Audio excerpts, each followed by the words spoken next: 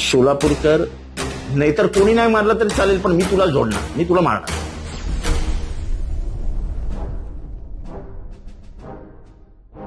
आम्ही जे वर्षानुवर्ष बोलतोय की मनुवाद्यांच्या डोक्यामधलं चातुर्वर्ण्याचं भूत कधीही जाणार नाही. जो शिकलेला असेल, जो ज्ञानी असेल, तो ब्राह्मणच असेल, हा सोलापूरकर बोलतोय.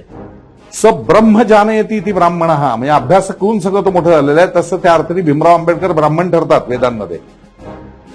आणि तो बाबासाहेबांना ब्राह्मणही करून टाकतो. आता ह्याच्या कानाखाली जाळ काढला, म्हणजे कानशिलात वाजवली की ह्याच्यातला मनुवाद बरोबर झाला होता. काय गरज आहे ना शिवाजी महाराजांबद्दल बोलायची, बाबासाहेबांबद्दल बोलायची आणि उगच समाजामध्ये विष घालवायची. सोलापूरकर, तुम्ही जिथे असाल, तुम्ही बाबासाहेबांना अरे तुरे म्हणताय.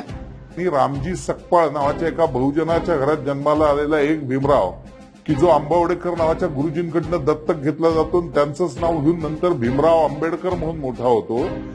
की तो अरे आम्ही म्हणू तो आमचा बाप आहे, बाप. तू म्हणशील का माझा बाप आहे हा?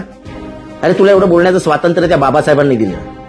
गप आपले शब्द मागे घे. शिवाजी महाराजांबद्दलचे मी मागे घे आणि यांच्याबद्दलही मागे घे.